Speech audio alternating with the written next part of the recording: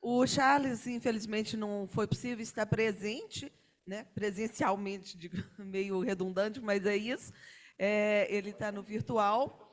O Charles atualmente é consultor legislativo da Câmara dos Deputados, advogado, ex-analista judiciário, ex-técnico judiciário TRT7, ex-coordenador da FENAJUF e ex-presidente de Sindsétima e doutorando em Direito.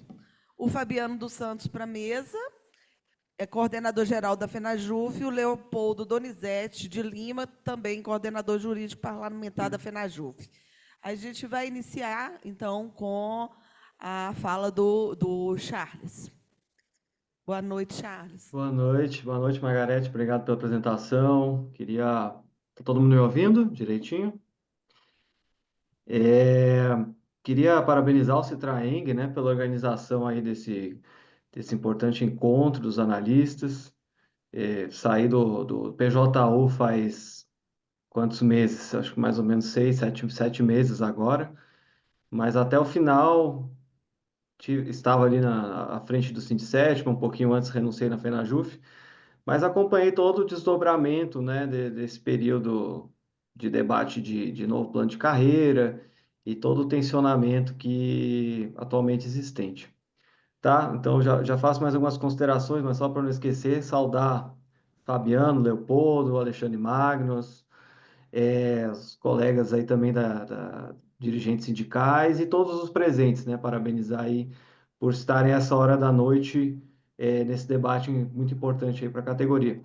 Também poderia deixar de saudar todos os funcionários do Citraim que estão aí trabalhando essa hora para viabilizar o evento, tá? Então, vou fazer alguns comentários gerais, depois falar um pouquinho do anteprojeto da FENAJUF e de mais algumas questões aqui que pediram para eu comentar. Tá, então, a gente sabe que surgiu na categoria o movimento dos techs, aí deve estar completando aí 10 anos, pelo menos. E dentro desse movimento existem figuras mais radicais, né, que acabam apontando o dedo, né, na cara de outros colegas pelo simples fato de serem de outros cargos. E isso vem acontecendo há bastante tempo, a gente sabe que o movimento dos techs não se resume a esses colegas, mas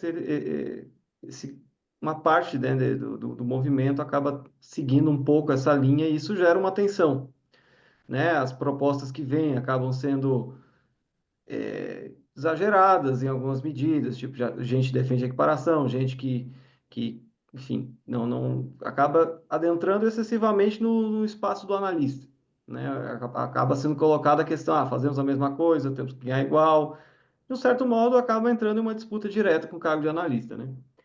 Então é natural esse tensionamento, essa reação, como uma colega colocou, dos analistas tentarem se unir, tentarem debater e verem soluções, né, para o cargo de analista para que não fique para trás, né? De repente, os técnicos buscam as suas melhorias e os analistas ficam só assistindo, isso realmente pode gerar problemas.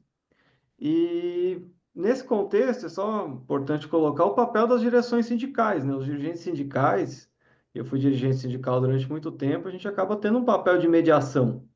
Eu fui técnico até 2018, depois fui analista, e o dirigente sindical ele acaba realmente tendo que abstrair o cargo que ele tem, né? Ele tem que buscar a luta da categoria como um todo e também respeitando as deliberações, as demandas dos segmentos.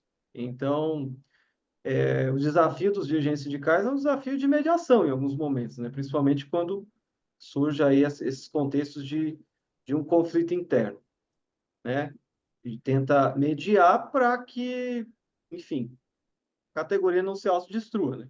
Importante cada um encontrar seu espaço, suas demandas e focar em como conseguir fazer a melhoria da carreira. Né? Hoje a gente tem um problema crônico dentro do judiciário, que é justamente a disputa orçamentária, né? Que todo mundo sabe bem, todo mundo comenta. A magistratura federal começou a avançar, né, na questão das verbas indenizatórias, criar verbas indenizatórias, aumentar valores, e o orçamento que poderia ter uma margem para valorização dos servidores, está completamente estrangulado, né? Então a gente tem um problema muito grave hoje no judiciário, né? Principalmente para os servidores, né? Então, só mais uma ponderação, é importante que nesse processo de reação, né? Ou seja, esse processo de os analistas se organizarem para conseguirem, né, reivindicar seus direitos, fazerem um contraponto ali à ala mais radical dos técnicos. É importante que essa como é que é essa organização também não se chega a um ponto de um tensionamento extremo entre os cargos, né? É um apelo que é importante ser feito, que se a Analicité começar a se odiar, e eu vi que não é o tom do encontro nem nada, mas se isso de algum modo tomasse conta aí de uma boa parte da categoria, provavelmente ia terminar num racha generalizado, né? Acho que não seria bom para ninguém isso. Então é importante tentar construir, apesar das divergências e apesar do pessoal mais radical, que com certeza em alguns momentos deve bater nos nervos aí, né? Enfim, então falando um pouquinho sobre o anteprojeto da FENAJUF, foi um anteprojeto que foi construído em Belém, né? Todo mundo bem sabe, e ele teve como foco tentar assimilar as demandas de todos os cargos, de todas as especialidades, para que se chegasse a um consenso na hora de submeter a plenária. Então, participei, né, junto com outros diretores da FENAJUF, né, das respectivas chapas, na articulação da construção desse consenso, ouvindo as demandas dos colegas, tentando incorporar, tentando sempre construir um texto que abrangesse todo mundo, né? Eu acho que o anteprojeto ele é uma referência do ideal, né? Do que se pretende, o que seria, em tese, bom para todos. Não acho que o anteprojeto também foi construído pensando estritamente em viabilidade financeira, orçamentária. Ele foi construído no campo do que se quer, e a partir do que se quer, vai sendo construído o caminho que vai, que as forças, né? A relação de forças vai tornando possível. Até o momento, infelizmente, não houve nenhum avanço significativo, mas não é por falta aí de tentativa da FENAJUF e do movimento sindical como um todo. Acho que, enfim, e como vamos todos, né? Eu, inclusive, apesar de estar no legislativo, mas enfim, todo mundo está com esse reajuste aí, a última parcela agora em fevereiro. Acho que é importante para a categoria começar a se mobilizar, porque qualquer sobra orçamentária que está acontecendo está sendo direcionada para a magistratura hoje em dia. Então, enfim, tem que talvez acentuar essa mobilização, né? A resolução só em reuniões, em ofícios, não tá dando tanto resultado. Um ponto que foi colocado aqui foi o acordo para que fosse buscadas reposições inflacionárias, né, antes também como uma pauta prioritária para todos, né, para não se colocar o anteprojeto de carreira como um instrumento que, em vez de unir a categoria, acabasse gerando teses como o anteprojeto ou nada, né? Eu acho que prioridade sempre da categoria é não perder o poder de compra. Então, isso é uma coisa que tem que ser reafirmada, eu acho, principalmente pelos analistas, em contraponto a qualquer tese que defenda o tudo ou nada, né? Alguns aspectos também, né, tratados no anteprojeto, foi a questão da especialidade jurídica para o analista judiciário. Então, não foram muitos pontos específicos para o analista, mas esse é um deles, né? Colocou a especialidade jurídica tentando dar um reconhecimento maior para o analista bacharel em direito. Talvez, pensando até, dialogando com a realidade hoje, né, que eu tenho ali na Câmara dos Deputados, essa iniciativa talvez seja também um ponto de valorização. É um caminho, talvez, que se comece a traçar para que o analista judiciário seja visto dentro, né, da estrutura como um especialista, né? Comece a encontrar o seu espaço de atribuições específicas. A gente sabe que hoje, por conta da função, do cargo em comissão, etc. e tal, ou por conta do desvio generalizado de atribuições, na prática não se tem uma diferenciação muito concreta entre o trabalho do técnico e do analista, né? E eu acho que realmente é importante que o analista encontre um caminho para ter esse espaço. E não é um caminho fácil, tá? Porque as normas hoje já diferenciam as atribuições, só que essas normas não têm nenhuma eficácia, né, no mundo real. Não, em tese deveriam ser atribuições diferentes, mas não são. Então, não adianta mexer tanto na norma. Se mexer na norma, ela provavelmente vai continuar sendo descumprida, né? Não que não precise mexer na norma também, mas eu quero dizer que é uma construção que passa talvez por essa norma, mas ela passa muito pela realidade, de buscar a construção de um espaço, de buscar como os analistas poderiam ter, dentro da estrutura do judiciário, é, sei lá, ter uma estrutura de o assessoramento X que só seria feito por analistas, emissão de pareceres. Não é um exemplo, não estou dizendo. Encontrar algum nicho que diz, não, isso aqui é um espaço do analista. E começar a construir esses espaços, concretamente, né? Buscar na norma e concretamente.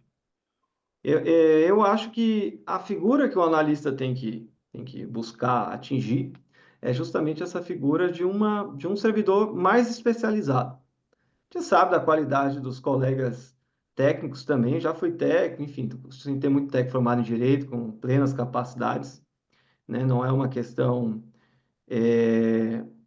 uma questão de capacidade, mas como são cargos distintos, é interessante que se tenha uma diferença, né? E razoável dentro de alguma lógica entre atribuições.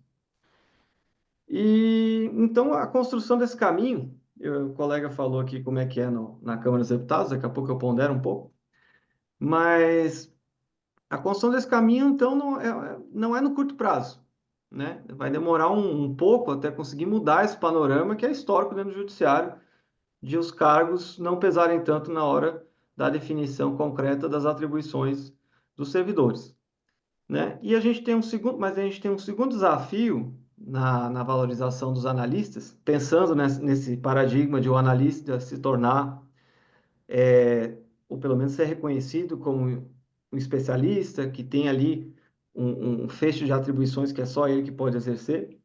Esse caminho passa por uma dificuldade que é muito própria do Poder Judiciário, que é o protagonismo do magistrado dentro do Judiciário. O que eu quero dizer com isso? O magistrado é a figura que ele tanto tem o poder, quanto é a figura que quer ter o conhecimento técnico superior dentro do judiciário. Então, quando se tenta ocupar qualquer espaço que toque no magistrado, provavelmente vai ter uma reação da magistratura ou uma invisibilização do servidor. Então, é um desafio adicional que se tem dentro da estrutura do judiciário. Agora falando um pouco só do legislativo para fazer uma comparação como no legislativo é um pouco diferente. No poder legislativo, o político, ele tem o poder, enfim, ele que exerce o poder, né, legislativo. Mas ele não tem a pretensão de ser a referência técnica dentro do poder legislativo. Então esse papel cabe aos servidores, né? Todo o corpo funcional efetivo, que também a peculiaridade do legislativo é que vai ter a Câmara tem uma composição, vamos dizer que sejam 10 mil servidores, 8 mil, mais ou menos, são comissionados, são indicações políticas. Então, o corpo efetivo ele é fundamental para que a casa exista, funcione e até tenha uma continuidade, né, diante do fato de que cada 4 anos as coisas vão mudando. Então, lá dentro a gente tem a estrutura de consultoria, que é o cargo que eu ocupo hoje, que é uma estrutura apartada, ela não é vinculada a nenhum parlamentar e ela recebe demandas.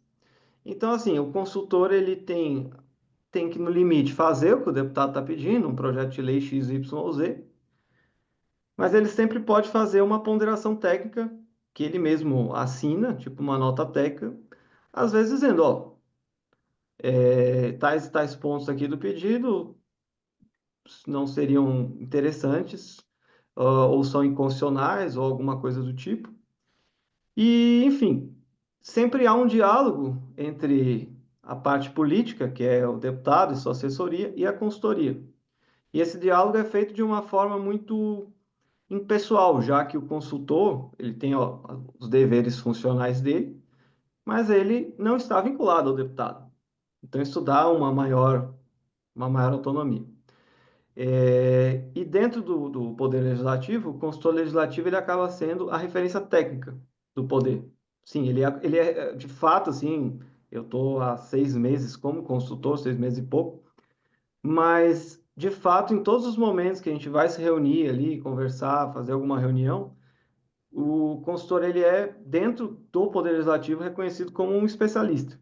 E isso dá uma valorização maior para a pessoa, entendeu? Agora, como eu falei, o legislativo tem essa construção, o judiciário tem outra construção. Tem uma quantidade maior de servidores, tem a figura do magistrado que, ainda que não sendo muito direto, ainda que não estude há muito tempo, ele sempre vai achar que sabe mais que o servidor, ou vai querer dizer que sabe mais que o servidor. Então é difícil a construção esse espaço e desse reconhecimento do analista como um especialista dentro do judiciário. Mas eu acho que é o caminho que se apresenta. Qualquer coisa fora disso é muito difícil. É muito difícil de diferenciar ali dentro de uma vara do trabalho, naquele dia a dia, naquela rotina. Ah, não, o analista vai fazer só essa atribuição, o técnico vai fazer outra. Talvez tenha que ser assim, não. Beleza. Todo mundo pode fazer despacho. Todo mundo pode fazer, assessorar um magistrado fazendo outras coisas ou fazer cálculos. Mas o analista vai fazer uma atividade, vai pegar os casos mais complexos, por exemplo. Vai auxiliar, vai assessorar nesses casos mais difíceis. Estou jogando ideias aqui ao vento, né? Eu não parei para pensar em uma solução para um problema tão difícil. Estou só dando uma pincelada geral. Mas, enfim.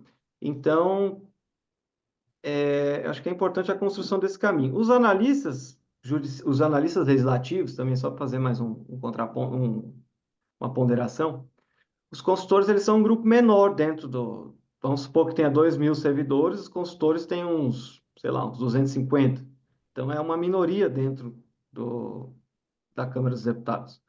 A ampla maioria dentro da Câmara dos Deputados é analista, porque os técnicos lá, acho que nesse último concurso nem teve, então já não é já é um cargo que tem muitos cargos vagos, já tem muitos cargos vagos e tende a ser transformados, esses cargos tendem a ser transformados em outros, né, de analistas ou cargo em comissão mesmo, né, que também lá tudo é possível.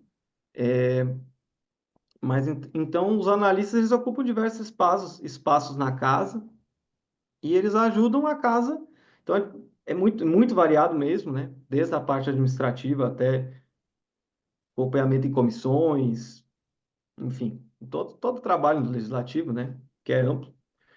Então é muito heterogêneo. Eu acho que a estrutura do judiciário talvez seja um pouco mais homogênea nesse aspecto. Mas aí tem uma questão também que ajuda o legislativo ter servidores mais valorizados. O legislativo, proporcionalmente ao judiciário, ele acaba tendo um orçamento melhor, sim, mais folgado um pouco, né? A gente tem eu sempre coloco que o Legislativo Federal ele é muito pequeno proporcionalmente dentro do orçamento da União. Ele é um poder, mas ele é muito pequeno. Sim, o peso dele na estrutura é muito baixo.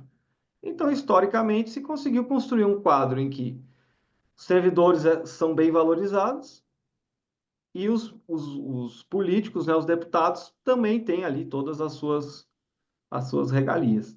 Né? Então, digamos, espaço para todo mundo. No judiciário, agora, já um poder maior, né? Já é mais pesado um pouco, orçamentariamente, etc. E tal. E agora houve esse aprofundamento desse processo de qualquer sobra orçamentária ser direcionado para a magistratura, né? O que gera dificuldade. Já existiam dificuldades, né, para conseguir qualquer reajuste. Agora a situação parece que piorou bastante aí nos últimos 1 ano e meio, mais ou menos. Tinha me perguntado aqui sobre a questão de carreira única, né? O anteprojeto da FenaJuft coloca essa ideia de uma carreira única e me pergunta o que é isso.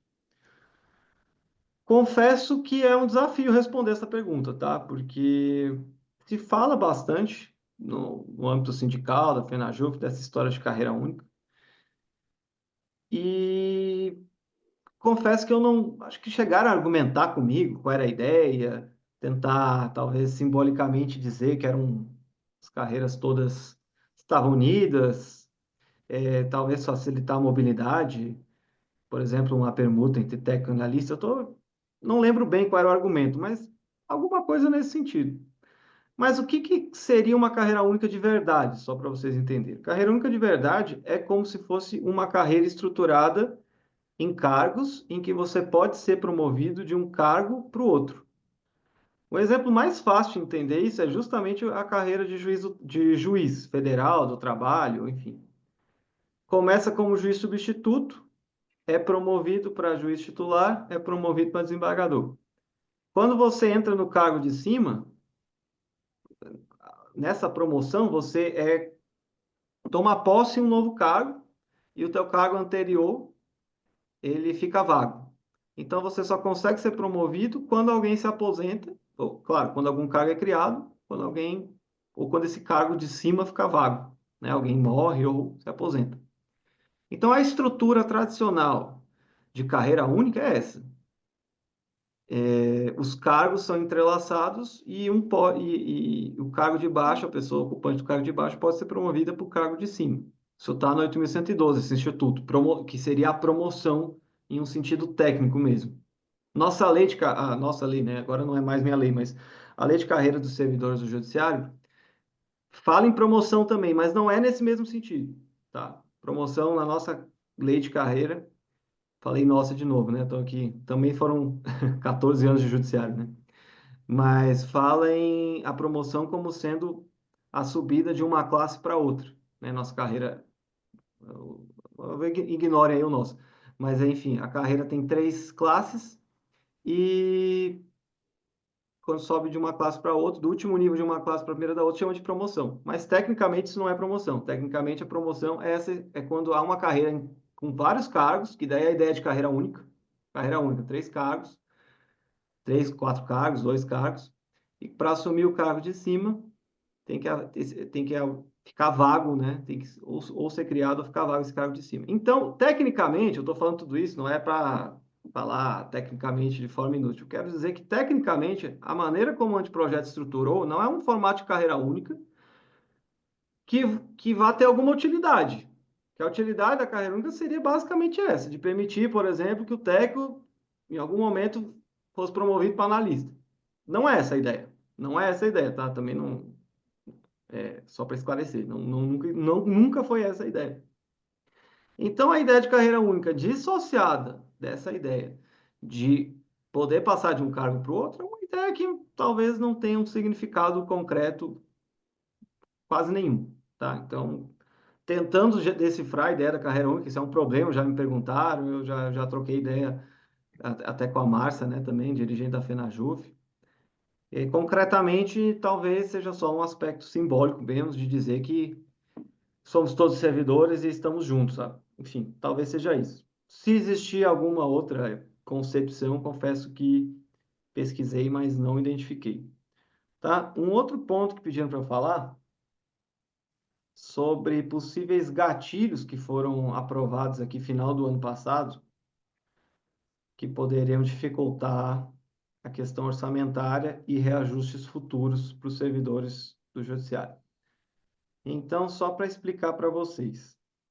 O chamado arcabouço fiscal, que substituiu ali o teto de gastos, mas segue mais ou menos a mesma linha, ele é regulado pela Lei Complementar 200/2023 e essa lei foi alterada no final do ano passado, foi endurecida em alguns aspectos, digamos assim, pela Lei Complementar 211. Final do ano passado, naquele pacote que o governo mandou para tentar fazer um aceno ali fiscal, né, para agradar o mercado.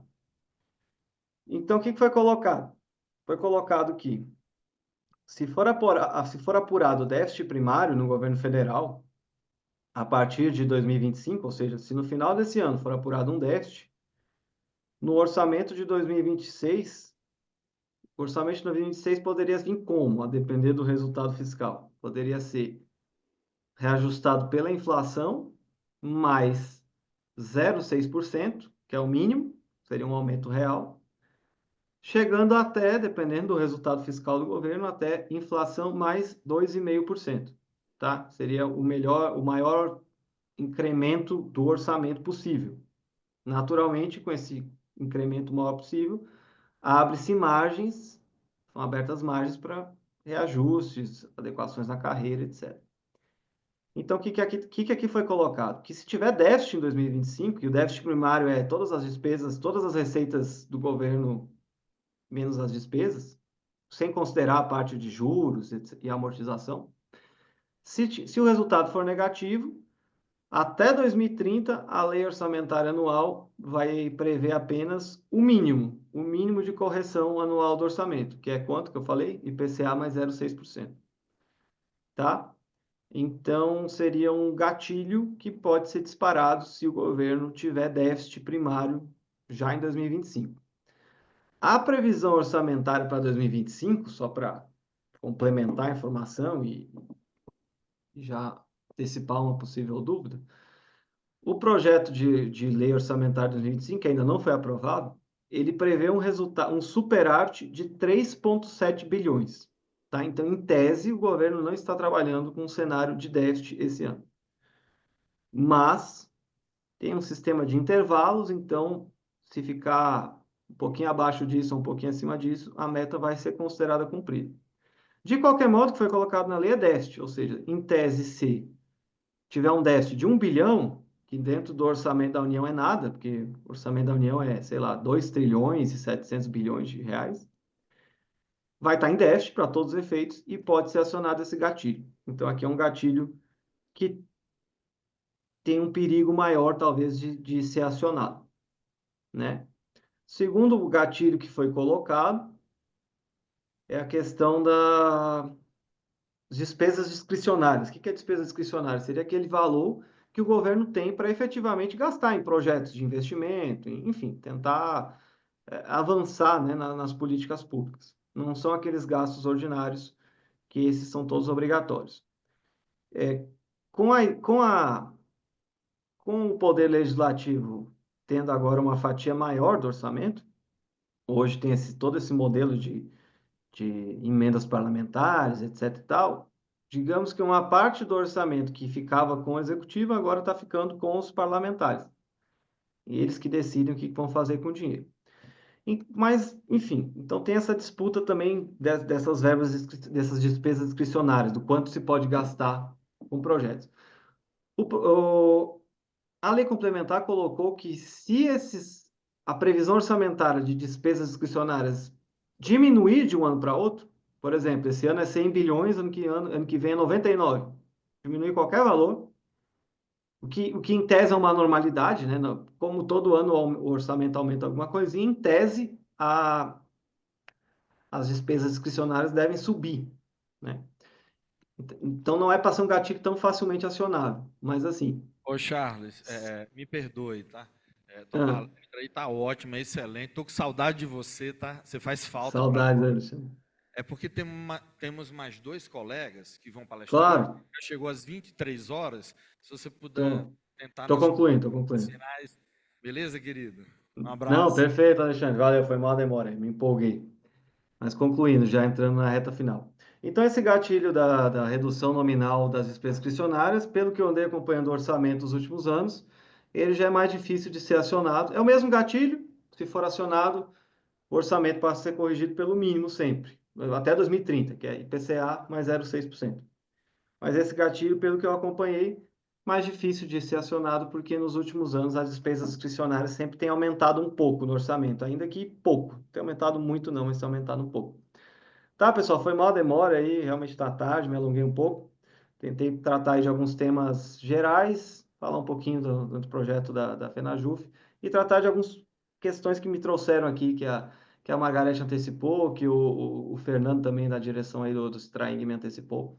Tá certo? Se tiverem qualquer dúvida, estou por aqui. Obrigado, pessoal.